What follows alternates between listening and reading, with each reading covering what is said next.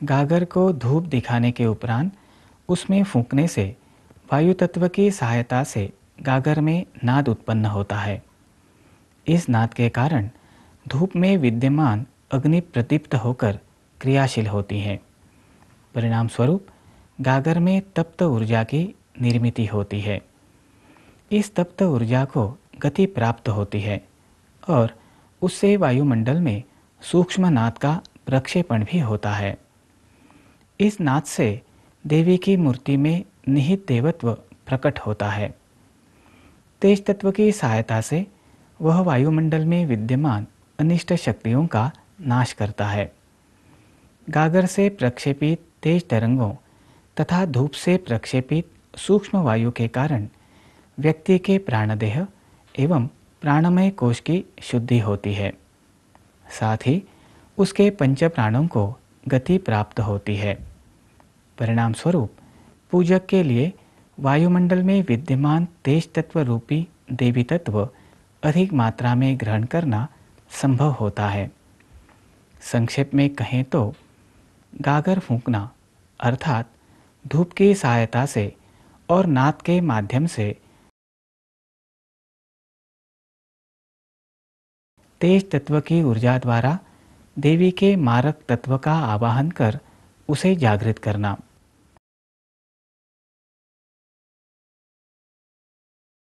अब समझ लेते हैं पूजन के उपरांत धूप दिखाई गागर में फूंकने पर होने वाले परिणामों को सनातन की साधिका कुमारी मधुरा भोसले जी को प्राप्त ज्ञान पर आधारित सूक्ष्म चित्र द्वारा।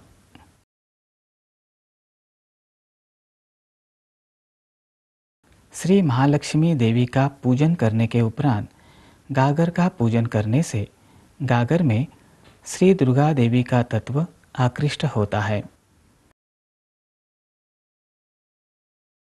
गागर में धूप दिखाने के कारण वायु तत्व से संबंधित सात्विकता गागर में संचयित होती है तथा गागर में आकृष्ट देवी तत्व को भी धूप की सहायता से गति प्राप्त होती है। फूंक लगाने पर गागर में संचयित सात्विकता कार्यरत होती है और नाद तरंगों के साथ गागर द्वारा प्रक्षेपित होती है। उसी प्रकार गागर में आकृष्ट देवी तत्व गागर फूंकने वाली स्त्री की आवश्यकतानुसार तारक अथवा मारक रूप में कार्यरत होता है। गागर द्वारा तारक चैतन्य एवं मारक शक्ति किरणों के रूप में प्रक्षेपित होती है। नाद वायु से भी सूक्ष्म होने के कारण यह सात्विकता अल्प समय में ही वातावरण में संचारित होती है। इससे वातावरण की भी शुद्धि होती है। अब हम समझ लेते हैं महानवमी तिथि का महत्व। महानवमी के दिन सरस्वती तत्व की इच्छा तरंगें कार्यरत रहती हैं।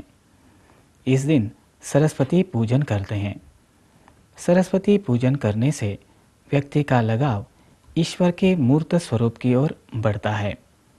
सरस्वती ज्ञान, कला एवं विद्या की देवता होने के कारण लेखन पट अर्थात स्लेट पर श्री सरस्वती देवी का यंत्र चित्रित कर उसका पूजन करते हैं।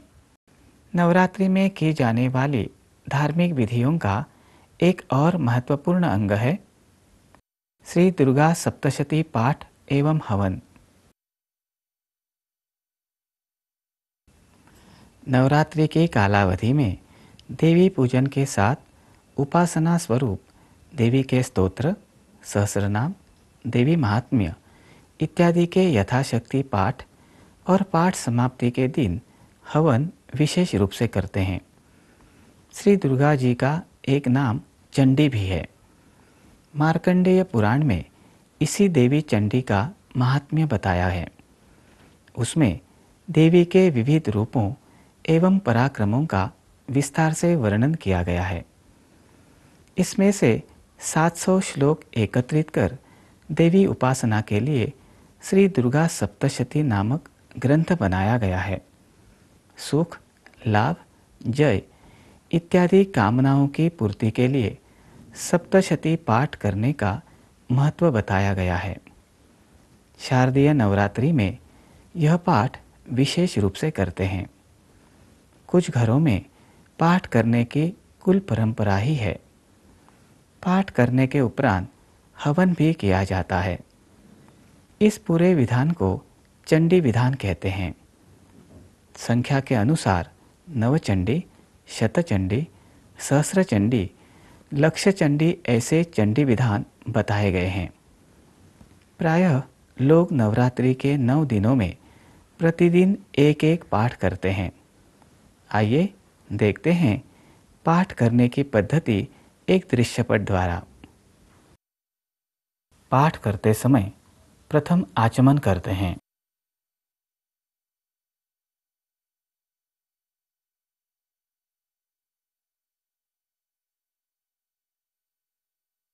तदुपरांत पोथी का पूजन करते हैं। सरस्वतीभ्यां नमः। अब श्री दुर्गा सप्तशती का पठन करते हैं। या देवी सर्वभूतेषु।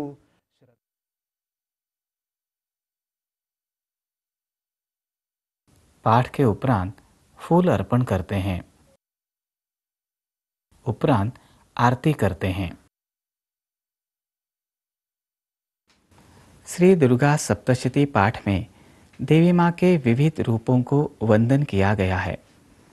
सप्तशती पाठ के सूक्ष्म स्तरीय परिणाम समझने के लिए आइए देखते हैं हिंदू जनजागृति समिति की सूक्ष्म चित्रकार साधिका कुमारी प्रियंका लोटलीकर जी द्वारा बनाया गया एक सूक्ष्म चित्र।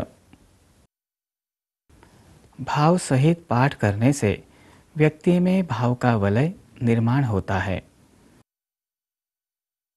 ईश्वरीय तत्व का प्रवाह श्री दुर्गा सप्तशती ग्रंथ में आकृष्ट होता है और ग्रंथ में उसका वलय निर्माण होता है। ईश्वरीय तत्व का प्रवाह पाठ करने वाले व्यक्ति की ओर आकृष्ट होता है और व्यक्ति में उसका वलय निर्माण होता है। संस्कृत शब्दों के कारण चैतन्य का प्रवाह श्री दुर्गा सप्तशती ग्रंथ में आकृष्ट होता है। ग्रंथ में चैतन्य का वलय निर्माण होता है। चैतन्य के वलयों से प्रवाह का प्रक्षेपण पाठ करने वाले की ओर होता है। व्यक्ति में चैतन्य का वलय निर्माण होता है। पाठ करने वाले के मुख से वातावरण में चैतन्य के प्रवाह का प्रक्षेपण होता है।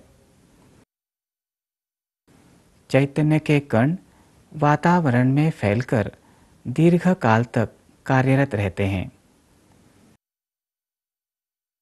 श्री दुर्गा सप्तशती ग्रंथ में मारक शक्ति का प्रवाह आकृष्ट होता है। ग्रंथ में मारक शक्ति के वलय की निर्मिति होती है। इस वलय द्वारा पाठ करने वाले की ओर शक्ति के प्रवाह का प्रक्षेपण होता है। व्यक्ति में मारक शक्ति के वलय का निर्माण होता है और मारक शक्ति के वलय से शक्ति के प्रवाहों का प्रक्षेपण होता है। शक्ति के कण देह में फैलते हैं। पाठ करते समय व्यक्ति के मुख से वातावरण में मारक शक्ति के प्रवाह का प्रक्षेपण होता है। मारक शक्ति के कण वातावरण में फैलकर अधिक समय तक कार्यरत रहते हैं। यह पाठ 9 दिन करने से आदिशक्ति स्वरूप मारक शक्ति का प्रवाह व्यक्ति की ओर सतत आता रहता है।